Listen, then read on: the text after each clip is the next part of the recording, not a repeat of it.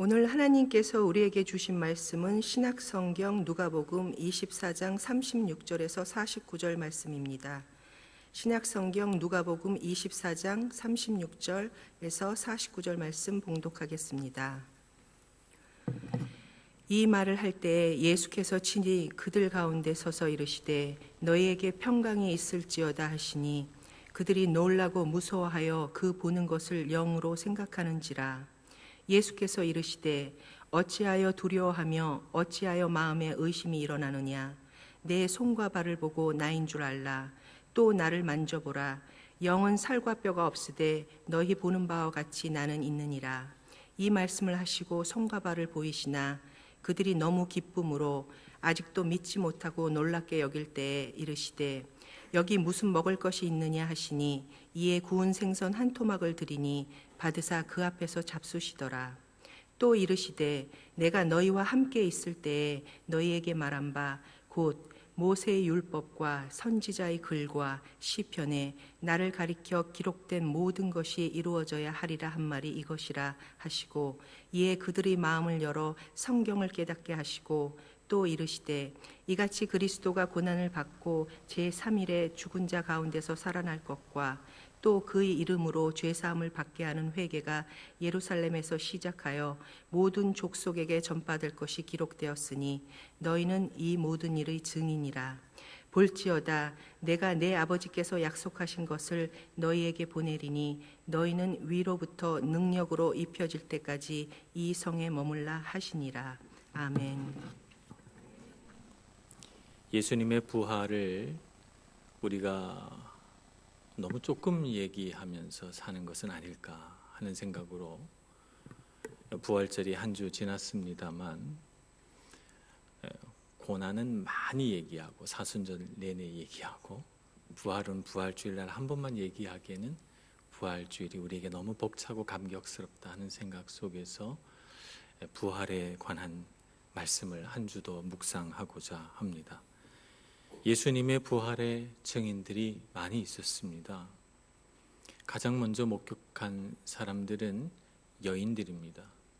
나중에 부활의 증인들을 쭉 열거할 때 이 여인들의 이름은 다 명단에서 빠졌습니다만 그러나 참으로 영광스럽게도 부활의 첫 번째 증인된 사람들은 여성들이었습니다. 이 여성들이 부활의 첫 번째 증인된 이유는 예수님을 장례치를 향품을 준비하고 가서 예수님을 제대로 장례치러 드려야 되겠다라고 하는 사랑에서 그들이 무덤으로 달려가다가 부활의 첫 증인이 된 것이죠. 그리고 예수님은 오늘 누가복음에 따르면 엠마오로 내려가는 두 제자에게도 나타나셨어요. 그들은 예루살렘에 큰 핍박이 일어날 줄로 생각하고 두려워하며 엠마오로 도망가고 있었는데 예수님이 갑자기 그들 곁에 오셔서 길을 함께 걸어가시고 이야기를 나누시고 또 식사를 하시면서 그들에게 성경 말씀을 쭉 가르치셔서 예수님에 대하여 그분의 죽음과 또 부활에 대하여 쭉 설명을 해 주십니다. 그리고 예수님이 떡을 떼고 축사하시고 나누어 주실 때 그들이 눈이 번쩍 떠져서 예수님이신 걸 알아보게 되었습니다. 너무나도 놀란 그들은 도망가던 그 자리에서 돌이켜서 예루살렘으로 다시 돌아옵니다. 오늘 예루살렘에 돌아와서 오늘 33절 말씀에 보면 예루살렘으로 돌아가 보니 11명의 제자가 다 모여 있었습니다. 또 많은 다른 사람들도 있었습니다. 그들의 대화 주제는 예수님이 부활하셨다는데 사실이냐? 누가 보았다는데 정말이냐? 이런 얘기들을 하고 있었던 것이죠. 그 순간 이 두 제자가 가서 우리도 예수님을 보았다라고 말하게 됩니다. 이렇게 해서 그들 가운데 굉장히 놀라운 대화들이 오고 가고 있는 바로 그때 36절 이 말을 할 때에 예수께서 친히 그들 가운데 서서 이르시되 너희에게 평강이 있을지어다 하시니라고 말씀합니다. 그들 가운데 나타나신 것입니다. 예수님은 나타나셔서 예수님이 분명히 부활하셨다는 사실을 가르쳐 주십니다. 혹시라도 제자들이 예수님을 보면서 환상으로 나타난 것이 아닐까, 혹은 예수님이 영으로만 나타난 것이 아닐까, 이런 생각을 할까 봐 예수님은 목소리를 들려주시고 청각으로 느끼게 하십니다. 눈으로 보게 하시고 그 손과 발의 못자국을 다 보게 하십니다. 귀로 듣고 눈으로 보고도 못 믿을까 봐 만져보라 하십니다. 오늘 39절, 내 손과 발을 보고 나인 줄 알라. 또 나를 만져보라. 영은 살과 뼈가 없으되 너희 보는 바와 같이 나는 있느니라고 말씀하십니다. 뿐만 아니라 요한복음 20장에 보면 의심하는 도마를 향하여서 직접 너의 손을 내 창자국과 못자국에 넣어보라고 말씀하십니다. 넣어보라는 거예요. 정말 맞는지 확인해 보라는 것이죠. 그러니까 사람은 경험적인 증거를 굉장히 중요하게 생각하잖아요. 눈으로 정말 봤느냐, 귀로 정말 들었느냐, 정말 내가 만져보고 확인했느냐, 이게 정말 사람에게 이 경험적인 증거라는 것은 무시 못할 증거예요. 많은 사람들이 내가 보지 못했으므로, 내가 듣지 못했으므로 아닌 것처럼 의심하는 경우가 정말 많아요.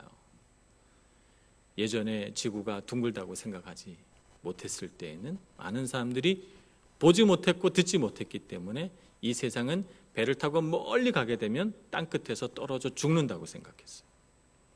얼마나 어리석은 생각이에요.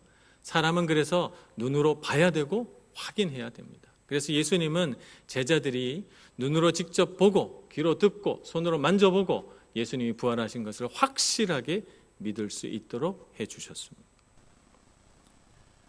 그런데 그들에게는 이 경험적인 증거만이 중요한 것이 아니에요. 정말 중요한 것이 있는데 그것은 성경적인 증거예요.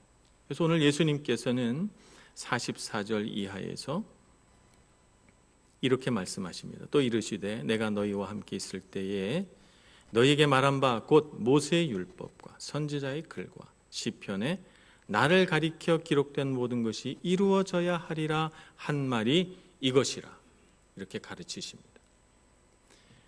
모세의 율법이라고 하는 것은 창세기, 출애굽기, 레위기, 민수기, 신명기 5권을 말하는 거고, 선지자의 글이라고 하는 것은 이사야, 예레미야, 에스겔, 다니엘, 호세아 등등 그 이어진 수많은 예언서들을 가리키는 것이고, 시편이라고 말하는 것은 욥기, 시편, 잠언, 전도, 아가서 등등의 여러 가지 책들을 말하는 것입니다. 결국 예수님이 말씀하신 이 3가지 장르의 성경은 구약 성경 전체를 가리키는 말입니다. 예수님이 말씀하시고자 하는 것은 구약 성경 전체가 그리스도에 관하여 말하고 있지 않느냐.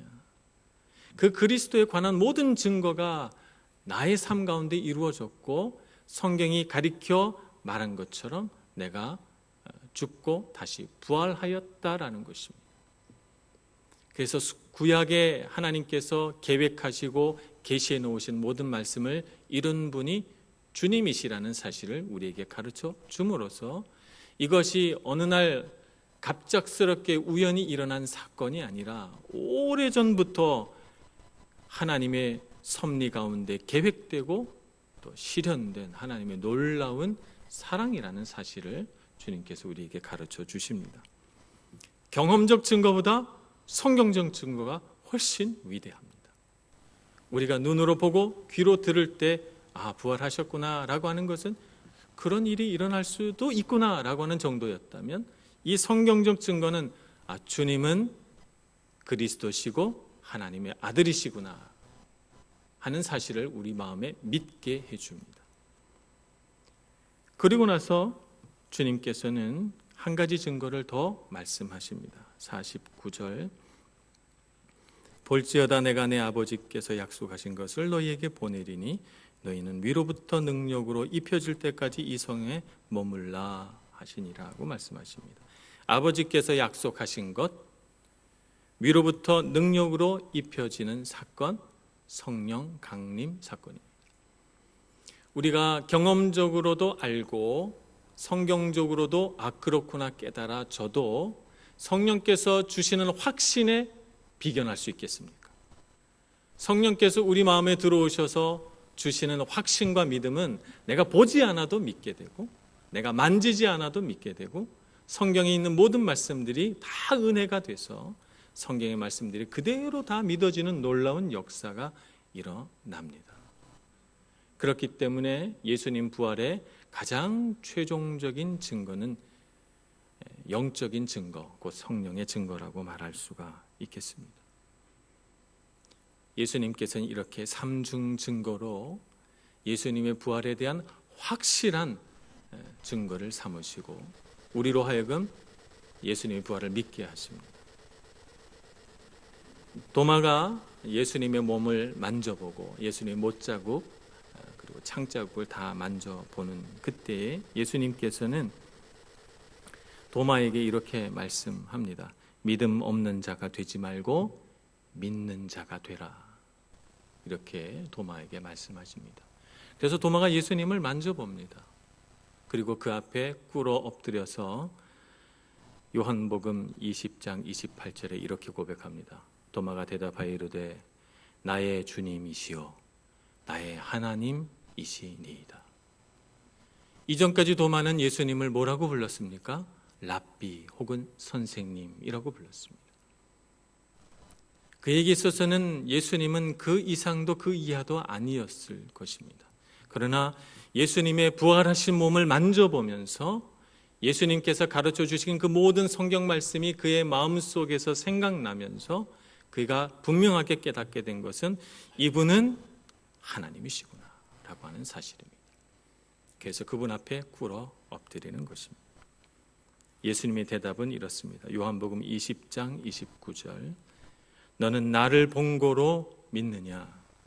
보지 못하고 믿는 자들은 복되도다 말씀하십니다.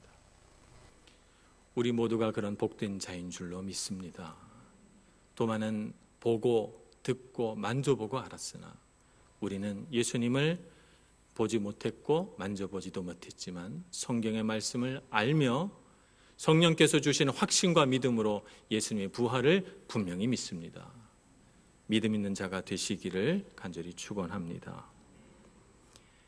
그러나 안타깝게도 오늘날 많은 사람들이 예수님의 부활을 신화로 취급합니다. 많은 불신자들이 예수님께서 가르쳐 주신 산상수훈이라든가 혹은 황금률이라든가 예수님의 놀라운 지혜로운 말씀 이런 것들은 내가 참 좋게 생각하지만 그러나 예수님이 죽었다가 부활했다라고 하는 이 사건은 만들어낸 것이 아닐까, 신화가 아닐까 이렇게 생각을 합니다. 심지어는 죽은 자의 부활을 믿는 그리스도인들 가운데 3분의 2 정도가 몸의 부활을 확신하지 못한다는 거예요. 부활은 내가 믿으나 몸으로 부활한다는 사실에는 확신이 없는 거죠. 그래서 아마도 부활이라고 하는 것은 영으로 다시 살아나서 영으로 사는 것이 아닐까라고 하는 식으로 생각한다는 것입니다. 그래서 부활 신앙은 참 중요합니다. 부활 신앙을 제대로 아는 것은 우리 삶에 있어서 매우 중요한 일이라고 말할 수 있습니다. 창세기 2장 7절에 보면 하나님께서 사람을 창조하십니다. 하나님이 땅의 흙으로 사람을 지으시고 생기를 그 코에 불어넣으시니 사람이 생령이 되니라 라고 기록하고 있습니다.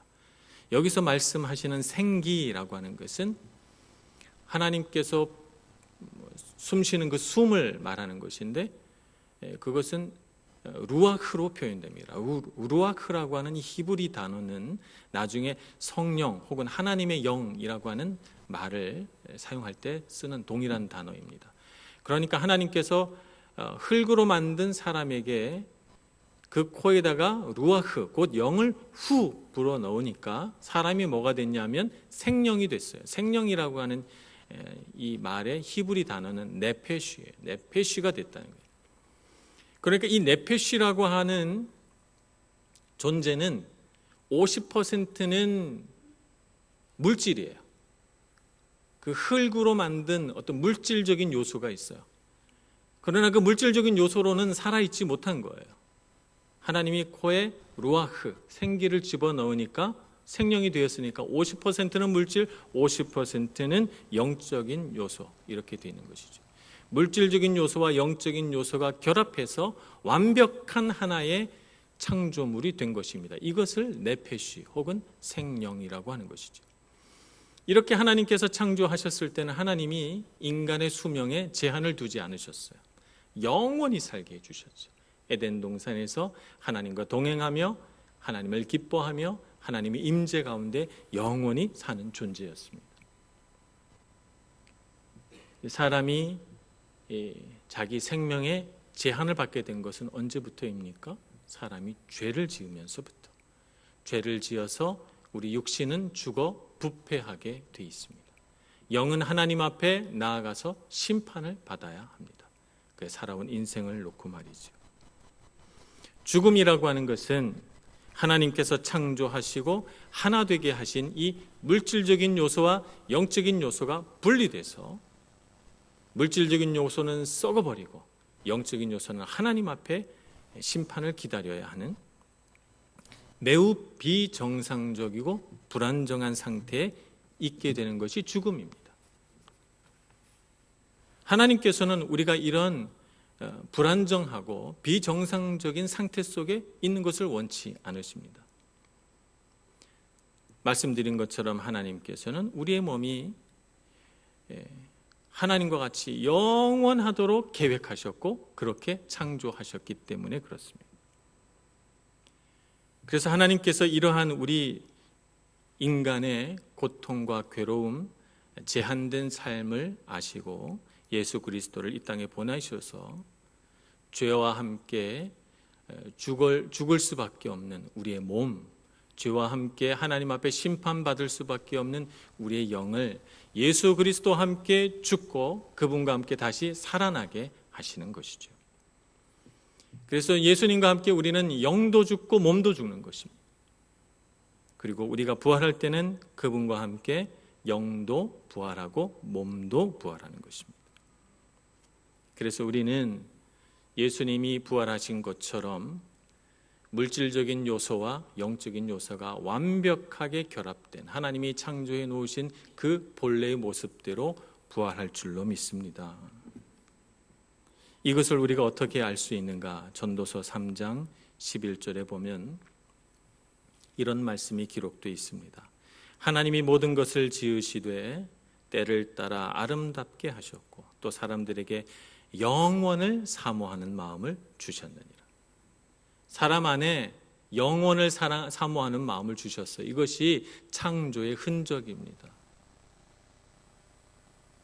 우리는 죄와 저주에서 죽음에서 해방되어 영원히 살도록 해 주실 것을 바라고 삽니다. 그 소망이 죄 때문에 끊어졌기 때문에 로마서 8장에 보면 피조물이 탄식하며 부르짖는다고 말해요. 우리 인간의 죄로 인해서 모든 피조물들이 탄식하고 괴로워하며 하나님의 아들들이 나타나서 우리의 모든 이런 제한된 삶을, 불완전한 삶을 회복해 주기를 이 피조물이 바라고 있다. 이렇게 로마서 8장은 기록해 놓고 있죠.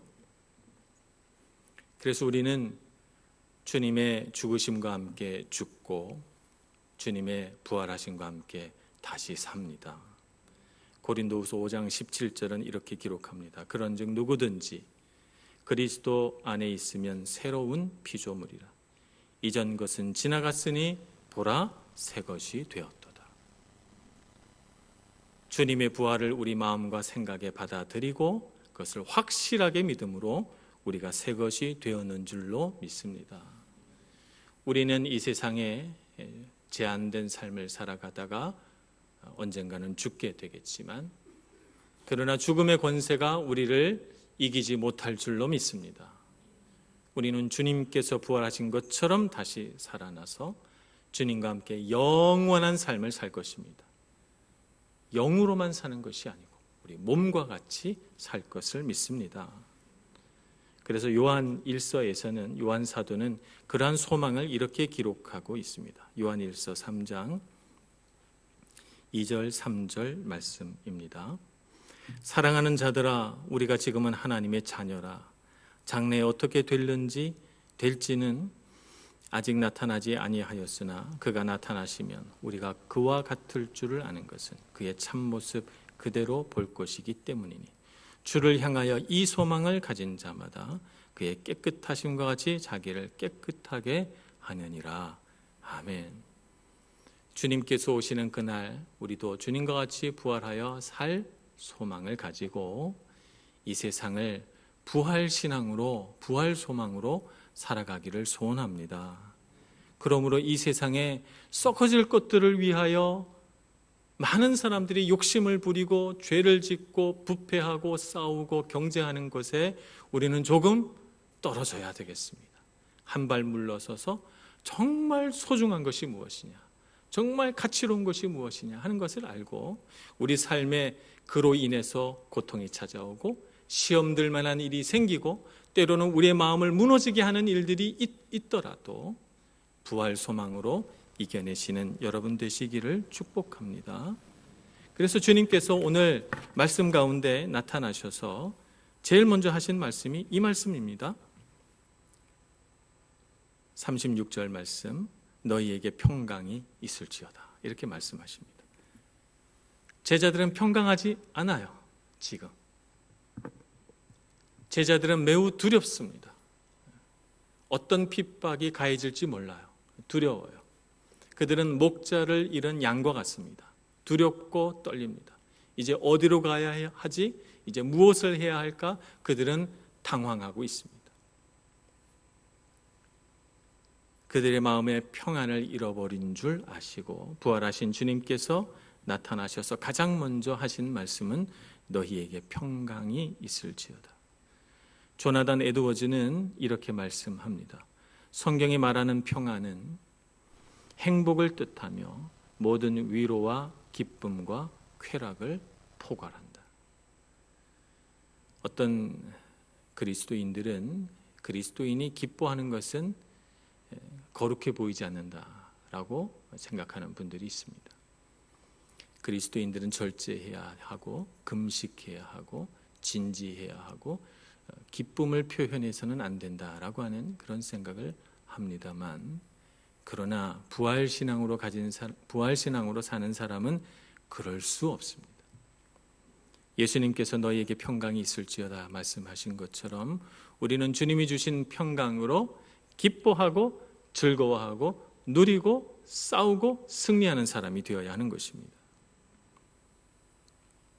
그러나 우리가 한 가지 조심해야 할 것은 그리스도 중심의 행복을 추구해야 된다는 거예요. 그리스도 중심의 기쁨을 추구해야지 그리스도를 부인하는 행복, 그리스도가 없는 기쁨을 추구해서는 안 된다는 것입니다. 그리스도 중심으로 우리가 얻게 되는 기쁨이나 행복은 유통기한이 없어요. 유통기한은 영원입니다. 그러나 그리스도 없는 기쁨, 그리스도를 부인하는 행복은 유통기한이 매우 짧습니다. 금세 우리는 기쁨이 사라지는 걸 경험하고 마음이 다시 불쾌해지는 것을 경험하죠. 그래서 찰스 스펄전 목사님은 참된 기쁨과 거짓 기쁨의 차이를 이렇게 설명합니다. 주제넘은 거짓 기쁨은 그리스도께서 우리에게 주시려는 기쁨이 아니다. 그래서 그분은 예리한 칼을 꺼내 그 기쁨을 도려내신다. 거짓에 기초한 기쁨은 우리를 막아 참 기쁨을 누리지 못하게 한다. 그러므로 우리의 기쁨은 마땅히 누릴 만한 것이어야 한다. 한낱 물결과 물거품처럼 바람에 밀려 요동하는 것이 아니라 견고한 만세반석이신 그분께 기초해야 한다. 아멘. 그래서 우리는 부활신앙에 기초한 삶을 살아가야 합니다. 이 세상에서 우리에게 참 기쁨을 주는 것이 많습니다. 음식도 우리에게 기쁨을 주고 이 세상 물질도 기쁨을 주고 이 세상의 많은 관계들도 우리에게 기쁨을 주지만 기쁨을 주는 동시에 그것들은 우리에게 고통도 줍니다. 그러나 우리에게 고통 없는 영원한 기쁨과 행복을 주시는 분은 단 한 분, 예수 그리스도밖에 없습니다. 요동치지 않는 평안을 원하십니까? 부활하신 주님을 마음에 모시기를 바랍니다. 부활신앙과 믿음으로 승리하시고 이 요동치는 세상 속에서 평강을 잃어버리지 않는 저와 여러분 모두가 되기를 간절히 축원합니다. 기도하겠습니다. 자비로우신 하나님, 주님의 그 거룩하신 은혜를 향하여 나아갑니다. 우리를 위하여 십자가에서 죽으시고 사망 권세를 이기시고 다시 부활하여 우리에게 부활의 소망을 주시니 감사합니다. 우리의 믿음이 흔들리지 않도록 도와주시고 부활하신 주님을 바라보며 믿음의 주요 또 온전케 하신 이인 예수를 바라보며 굳세 믿음의 길을 걸어가도록 은총 내려 주옵소서. 예수님의 이름으로 기도합니다. 아멘.